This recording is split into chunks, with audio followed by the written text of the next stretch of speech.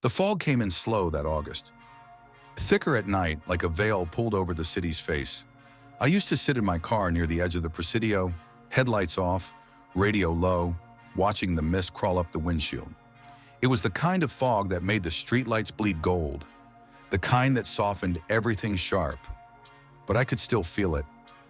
Under the wet air, under the hum of the city, something sharp was growing inside me. I wasn't sleeping much then, not for any noble reason. No job to lose, no lover to disappoint. I was just awake, wide-eyed, every cell itching, like my skin didn't fit anymore. I'd walk, miles sometimes, around North Beach, then out to the Richmond, past dark houses where families were tucked away in beds, wrapped in sleep in each other. I'd stare at their windows, counting the silhouettes. Some glowed blue from television sets. Some were just black, blank. I wondered what kind of silence was inside, peaceful or pulsing. In those weeks before, I found myself drawn to the smallest noises, the rattle of a dog tag on a porch, the slap of wet tires on pavement, the faint scream of a bus's brakes blocks away. Everything was louder at night. The world was stripped bare. I kept notebooks, pages and pages of loops and angles, symbols, calculations, things I didn't even understand as I wrote them. I'd flip through them in the morning and feel something almost like shame, like coming to after a bender, unsure of what had been said or done. But I never threw them away. They felt necessary, like maps to some place I hadn't been yet, but knew I was heading. The heat was different that summer, dry and crackling, but with a cling to it, like static on your arms. My apartment was on the third floor, south-facing windows, always just a little too bright. The walls yellowed from the sun, and from me. I'd lie on the floor sometimes, belly flat, head turned sideways to the baseboards, watching ants crawl along the molding. They were methodical, obsessive, unbothered by my size or my gaze, or my breath puffing above them. I envied that. I remember one afternoon, it must have been late July.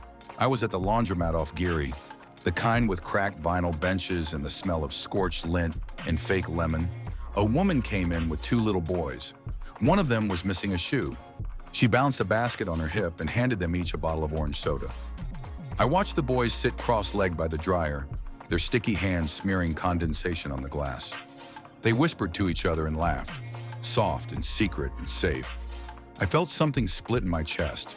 Not pain, not jealousy, just the sudden, total awareness of everything I wasn't, of everything I'd never be. That was the moment I stopped trying to fix it. I started spending more time at the public library, not for books, not really. I liked the hush, the slow turning of pages, the way people left each other alone. I'd sit in the far back, near the windows, sketching ideas on napkins from the cafe across the street. Symbols mostly, ciphers, things I told myself were just for me. But I knew they weren't, not really. They were for someone out there who could read what others couldn't. Someone who might see me not for what I was, but for what I meant. The world felt arranged, not kind, not cruel, just arranged. Like every street corner, every gas station, every lit-up house was a tile on a board, and I was being moved across it. Sometimes I thought maybe I was moving myself. Other times, I knew I wasn't. It was late August when I started writing the first letter. I remember the way the paper soaked the ink, cheap stuff from a corner store that sold scratchers and spoiled milk. The pen dragged a little on the fiber, like it was resisting. I didn't plan the words. They poured out of me, thick and inevitable. I wasn't shaking. I wasn't afraid. I was high in a way I didn't have a name for. Like every part of me was finally facing the same direction. The sun went down while I was still writing. I didn't notice until the room had gone nearly dark. No lamps on. Just the last bit of orange flickering against the ceiling, and the sound of my own breathing, loud in the quiet. I folded the letter slowly, pressed the crease with the edge of my thumb until it hurt. That pain was real. That moment was real. The rest of it, it hadn't happened yet, but it would. And when it did, I'd finally be seen. Not in flashes, not in misunderstandings. Seen fully, understood, if only in part.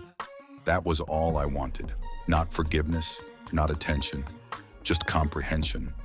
Like the last word of a sentence hanging in the air, waiting to be read aloud. And now, I could feel it coming, like thunder in the bones.